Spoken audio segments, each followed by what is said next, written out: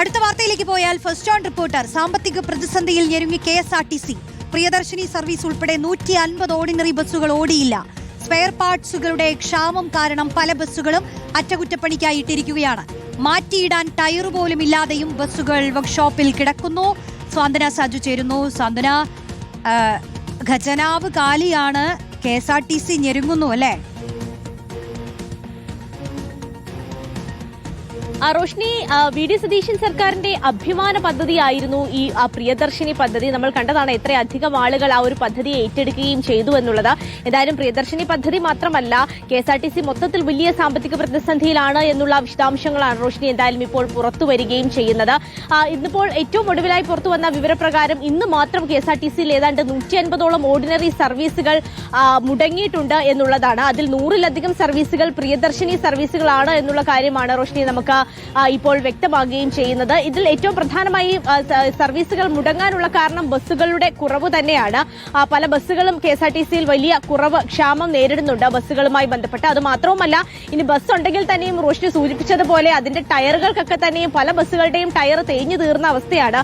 പുതിയ ടയർ വാങ്ങി ഇടാൻ പോലുമുള്ള സാമ്പത്തിക ശേഷി ഇല്ല എന്നുള്ള കാര്യമാണ് എന്തായാലും മനസ്സിലാകുകയും ചെയ്യുന്നത്. പല ബസ്സുകളും ഈ ടയർ മാറ്റിയിടാൻ കഴിയാതെ സ്പെയർ പാർട്സുകളുടെ ക്ഷാമം മൂലം ഈ ഗോഡൌണുകളിലും മറ്റുമൊക്കെ കിടക്കുകയാണ്. ഇപ്പോൾ കൃത്യമായി സാമ്പത്തികം അതിനുവേണ്ടി ഉണ്ടെങ്കിൽ മാത്രമേ ആ ടയറുകളൊക്കെ മാറ്റിയിട്ട് ആ ബസ്സുകൾ സർവീസിന് വിധേയമാക്കാൻ കഴിയുകയുള്ളൂ എന്നാണ് KSRTC ഇപ്പോൾ വ്യക്തമാക്കുന്നത്.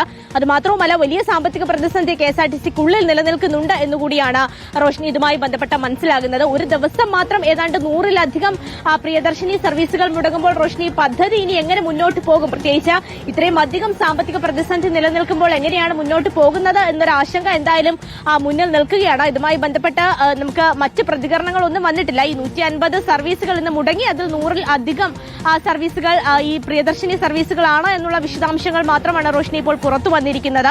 ഇതേ സ്ഥിതി തുടരുകയാണെങ്കിൽ ഇനി എന്താകും ഈ KSRTCയുടെ ഒരു മുന്നോട്ട് പോക്ക് എന്നുള്ള കാര്യമാണ് റോഷ്നി ഇനി അറിയേണ്ടത്. അധികൃതർ തന്നെയാണ്, സർക്കാർ തന്നെയാണ് ഇതുമായി ബന്ധപ്പെട്ടുള്ള പ്രതികരണം ഇനിയിപ്പോൾ നടത്തേണ്ടത്. വരും മണിക്കൂറിൽ അത്തരം പ്രതികരണങ്ങൾ ഉണ്ടാകുമെന്ന് തന്നെയാണ് റോഷ്നി നിലവിൽ ഇപ്പോൾ പ്രതീക്ഷിക്കുകയും ചെയ്യുന്നത്. അതാണ് സ്വാന്തന പറഞ്ഞതുപോലെ, ചിലപ്പോൾ ഇപ്പോ മന്ത്രിയും മറ്റ് നേതാക്കളുമൊക്കെ ഇതുമായി ബന്ധപ്പെട്ട് പ്രതികരിക്കുമായിരിക്കും. പ്രേക്ഷകർ തന്നെ ചോദിക്കുന്നു, ഇപ്പൊ സ്വകാര്യ ബസ്സുകളൊക്കെ പലതും കട്ടപ്പുറത്തായി, ഇനി KSRTCയും കട്ടപ്പുറത്താകുമോ എന്നുള്ള ആശങ്കയിൽ നിന്നുള്ള ചോദ്യങ്ങൾ വരുന്നുണ്ട്. ആവാതിരിക്കട്ടെ, കാരണം എങ്ങനെയെങ്കിലും ഈ ഒരു സാമ്പത്തിക സ്ഥിതിയുമായി ബന്ധപ്പെട്ട് സർക്കാർ എടുക്കുന്ന തീരുമാനങ്ങളൊക്കെ വളരെ പ്രധാനപ്പെട്ടതായിരിക്കും.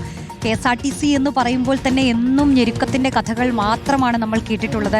അതിൽ നിന്നൊന്ന് പുറത്തു വരാൻ, പ്രത്യേകിച്ച് എത്രയോ KSRTC തൊഴിലാളികളുണ്ട്, നമുക്കറിയാം. അവരുടെ ശമ്പളവുമായി ബന്ധപ്പെട്ടും ആ ബസ്സുകൾ ഓടുന്നതുമായി ബന്ധപ്പെട്ടും ഒക്കെ അങ്ങനെ കട്ടപ്പുറത്താവാതിരിക്കട്ടെ, അതേ നമുക്ക് ആഗ്രഹിക്കാനുള്ളൂ.